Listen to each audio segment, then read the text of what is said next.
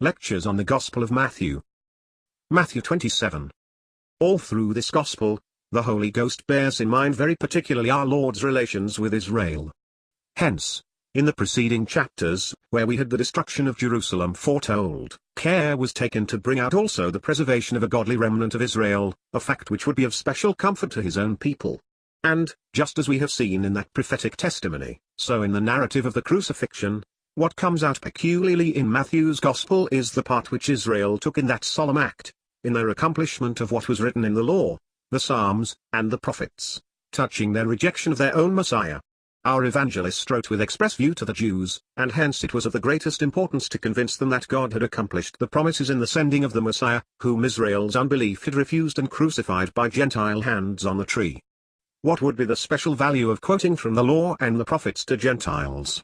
The Old Testament scriptures formed a book of which the heathen had the scantiest knowledge. We do find references to these scriptures in Luke, just enough to give a link, but that is all. But Matthew, while written for all surely, has Israel, especially in view.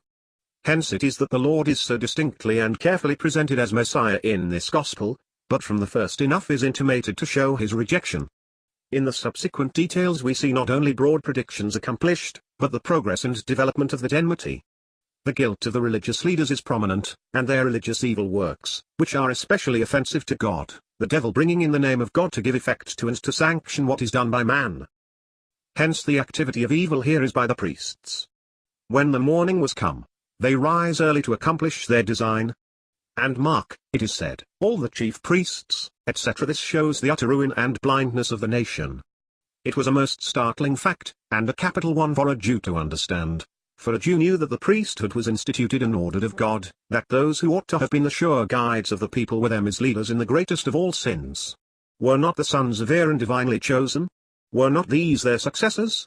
Were not the Jews a people called out from the rest of the world to own the true God and his law?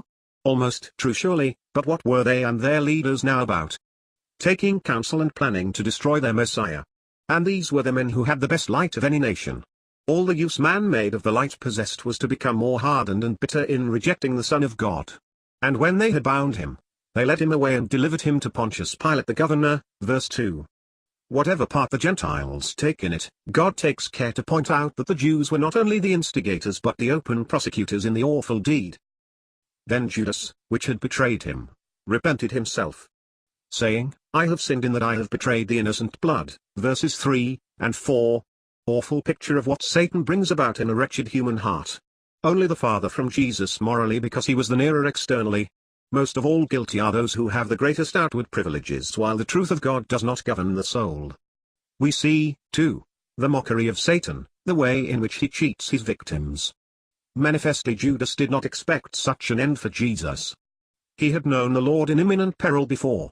He had seen him, when the people took up stones to cast at him, hiding himself, going through the midst of them, and passing on his way. He knew how Jesus could walk on the sea, how he could conquer all the obstacles of nature, and why not the raging storm of human passion and violence. But Judas was deceived, whatever his calculations may have been. He yielded to covetousness, he bargained for the blood of Jesus. To his horror, he found it but too true. And Satan, who had led him on by his love of money, leaves him without hope, in black despair. He goes to the priests, who heartlessly turn away from a miserable, despairing soul. Alas, confession of sin without confidence in God for his grace, is worthless, fruitless of any good. Cleave to God, my soul. And give him credit for what he is in Christ. But there is no faith where Jesus is not loved, and Judas had neither. All the outward nearness he had enjoyed before was only a greater weight upon his lost soul now. What a thing is the end of sin even in this world, sin against Jesus. Judas brings the 30 pieces of silver to the chief priests and elders with the confession, I have sinned in that I have betrayed the innocent blood. They could not deny the truth of this, but with utter heartlessness, more hardened if possible than Judas' own heart, they say, what is that to us? See thou to that. And he cast down the pieces of silver in the temple, and departed, and went and hanged himself, verses 4 and 5. Many a one sells Jesus virtually, if not literally. Let every soul look to it that his sin be not in some way akin to that of Judas. If God is calling sinners to a knowledge of his Son, and of his grace by him, It is an awful thing to reject him. It is selling Jesus for some object in this world which either we seek to attain or love too well to part with. In Judas, this came out in its worst form, but perdition is not confined to him who is the son of perdition. And the chief priests took the silver pieces, etc. Conscience would have told them that theirs was the guilt of bribing Judas to betray Jesus, but it had long been seared as with a hot iron, and now was utterly dead toward God, as it shows itself heartlessly cruel toward Judas. Religion without Christ only serves as the means to cheat the soul. They said, it is not lawful for to put them into the treasury, because it is the price of blood. Here was religion, but where was conscience in giving the money for Jesus? And they took counsel, and bought with them the potter's field, to bury strangers in. Wherefore that field was called, the field of blood, unto this day, verses 7 and 8. The memory of their guilt is thus perpetuated to their own condemnation. And this is a picture of what the people had become, the chief priests as the pattern of what the nation was. A field of blood that land remains to this day, a field to bury strangers in. Israel being cast out of their own land, it is left to others, if only to be no buried there. See note. Note. This rather applies to the Jews themselves. Cast out of their own land on account of the blood of the just one, of which they made his blood be on us, and on our children. They have been strangers among all nations in the world since, where they have their graves, but not their home. End of note. But it is not the chief priests and elders, nor the wretched condition of Judas, nor the perpetuation of Israel's wickedness, foretold by the prophet, that occupies us now. It is our Lord himself, standing before the governor. He acknowledges the power of the world when Pilate asks him, "Art thou the king of the Jews?" To the chief priests and elders, he answers nothing. Pilate, struck by the silence and moral dignity of his prisoner, desires his release, sees through the malice of the people and proposes to them a choice, such as was the governor's custom, "Whom will ye that I release unto you?" But he had to find out the hatred with which men regarded Jesus. There is no person or thing the malice of man does not prefer to him. God takes care, too, that there should be a home testimony to the conscience of the governor. His wife sent a message, saying, "Have thou nothing to do with that just man, for I have suffered many things this day in a dream because of him." Verse 19. This, which is recorded only in Matthew, disturbed Pilate the more. All of it God ordered that man's iniquity in rejecting Jesus should be evident and without excuse. Then observe the solemn lesson. The chief priests and elders persuaded the multitude that they should ask Barabbas, and destroy Jesus. Verse 20. The greater the moral advantages, where there is not simple faith in God, the greater the hatred of Jesus. The reception or rejection of Jesus now is the same thing in principle, though, no doubt, the circumstances of the world are changed. Persons may know just enough of Jesus for their soul's salvation, and experience little of the world's rejection, but if I really cling to a crucified and now glorified Christ, I must know what it is to have the scorn and ill will of the world. If the world rejected him, I must be prepared for the same thing. We cannot make both heaven and earth our object any more than we can serve God and mammon. The cross and the glory go together. The Lord presented hopes of blessing on the earth to Israel if they had received him, but they refused, and this brought in the cross of Jesus. God knew it was inevitable, because of man's wickedness. It was the occasion of bringing in his purposes to the church and heavenly glory, but we must prepare for as much as man chooses to do in the present state of society. It is a lie of Satan that man is altered for the better during the last 1800 years. The natural man's heart is always the same, though there may be times when it comes to a crisis. The very people, who wondered at the gracious words that proceeded out of his mouth, the same day sought to cast Jesus down headlong.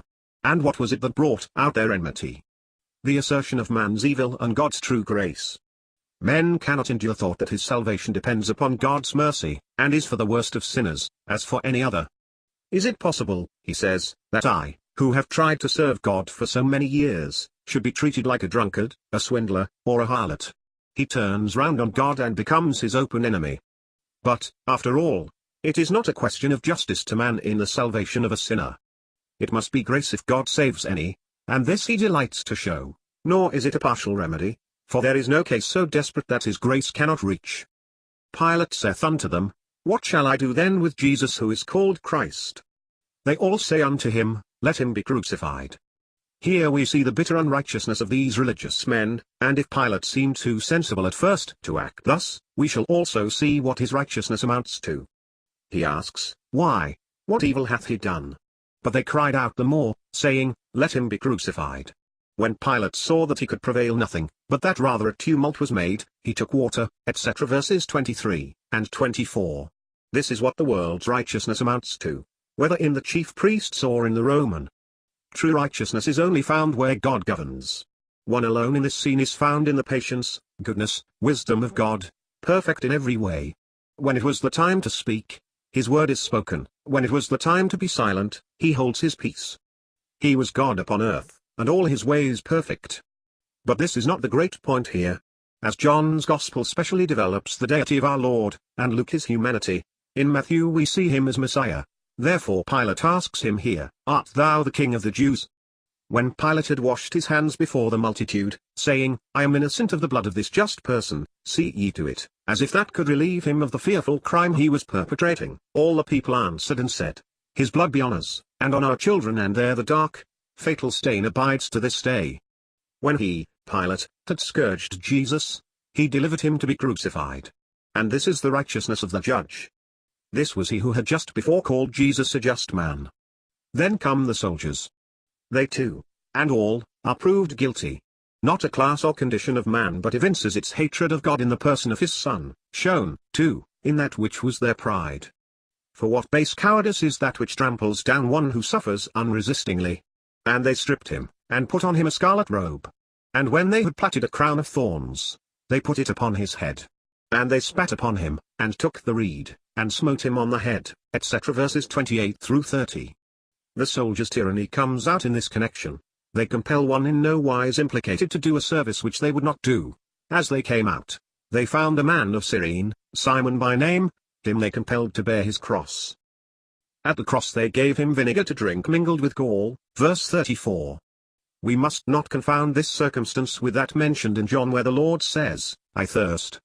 In Matthew's narrative it was the stupefying draught administered to prisoners before they suffered, and this the Lord would not drink. Whereas in John, the Lord, while on the cross, fulfills a scripture. In John, he is regarded, not as one who did not suffer, but withal as the absolute master over all circumstances. Alive therefore to the honor of scripture, and in fulfillment of a word which had not as yet received its accomplishment, he says, "I thirst." And they filled a sponge with vinegar, and put it to his mouth. He did drink the vinegar then.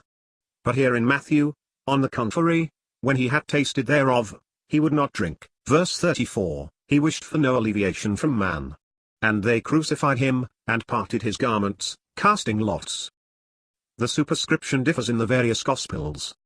We must remember that Pilate wrote it in 3 different languages, and it may not, therefore, have been exactly the same in each. One Gospel, Mark, does not profess to give anything but the substance of what was written, the accusation, or charge, against him. In the others, the Holy Ghost gives the words. And what appropriateness is here! This is Jesus the King of the Jews, verse 37. The great thing for the Jew is the identifying of their Messiah and King with Jesus. In Luke, the word Jesus ought to be omitted, as in the best authorities. It is really, the King of the Jews, this. And means, this fellow, a term of contempt. The object there is to show that he is despised and rejected of men. Here, he came to his own, and his own received him not because, though the Gentile shares the guilt, it is the Jew who leads Pilate to condemn him to death. In John, we have, characteristically, the fullest form of all, Jesus of Nazareth the King of the Jews. The reason is, it unites 2 things in our Lord not anywhere else so brought into juxtaposition, the most complete humiliation and the highest glory. He by whom all things were made, God himself, was a man of Nazareth. The beauty of this must appear to any spiritual mind. Throughout John's Gospel, the Lord is both higher and lower than anywhere else. The thieves also, which were crucified with him, cast the same in his teeth. Verse 44. They found time to revile Jesus too, venting their bodily anguish in mockery of the Son of God. Oh, beloved friends, was there ever such a scene? We have briefly looked at man's part, but what was God doing there? About the 9th hour Jesus cried with a loud voice, saying, Eli, Eli, lama sabachthani? That is to say, my God, why hast thou forsaken me? Verse 46. We have full evidence that this was not the exhaustion of nature. And when he had cried again with a loud voice, he yielded up the ghost. Verse 50. Our Lord died a willing victim. Man might will his death, and be the instrument of it. A man he became, that as a man he might die, but in every circumstance it is so marked as to show that he was there who could as easily have swept away a world as of old he laid the foundations of heaven and earth by his word. He yielded up the ghost, and, behold, the veil of the temple was rent in twain from the top to the bottom, and the earth did quake, and the rocks rent, verses 50 and 51. Nature was made to yield its testimony above and below, and the darkness over the land was no mere eclipse. The Jewish system, too, yielded its solemn witness in the rent veil. The shadows were passing away, the fulfillment of them, the great reality, had come. Unrent, it had been the symbol that man could not draw near to God. Under the law it could never be. God dwelt then in the thick darkness. But in the death of Jesus fullness of grace has come. God and man may now meet face to face. The blood is sprinkled upon and before the mercy seat, and man is invited to draw near with holy boldness. It is due to the precious blood. God in him had come down from heaven to put away sin by the sacrifice of himself. For every soul that believes, it is done. The Jewish system might linger on, like a corpse waiting so many days for burial, but the rending of the veil was the soul severed from the body. Thus there was witness on every hand, from the earth, the heaven, the law, and the unseen world. Jesus has the keys of Hades and of death. The very graves were unlocked when Jesus died, if the bodies of the saints did not rise till after the resurrection. He was himself the first fruits, and the power of life was brought in through his resurrection. What testimony could be more complete? The centurion set for the watch, heathen as he was, no doubt, feared greatly, saying, "Truly this was the Son of God." And many women were the beholding afar off. But where were the disciples? Oh, what withering condemnation of all boasted courage! They had forsaken Jesus and fled, but here were these women, contrary to their natural timidity, out of weakness made strong, beholding, even though afar off. In Joseph of Arimathea, we see a man who had a great deal to lose, a rich man and a counselor, and withal a secret disciple of Jesus. Now God brings him to a point when you might least expect it. With the death of Jesus on the cross, numbered with the transgressors, he goes to Pilate, begs his body, and having laid it in his own new tomb, rolls a great stone to the door of the sepulchre, unwittingly fulfilling Isaiah 53 verse 9, with the rich in his death. If apostles and disciples fled, God can and does, raise up testimony for his name's sake. We have traced the history of self in this chapter. If we had all the riches, the learning, the power, of this world, none, nor all, of these could make us happy. Jesus can, and does. But let us remember that we are in the enemy's country, which has shown its treachery to our Master. If we do not feel that we are passing through the camp of those who crucified Jesus, we are in danger of falling into some ambuscade of the enemy.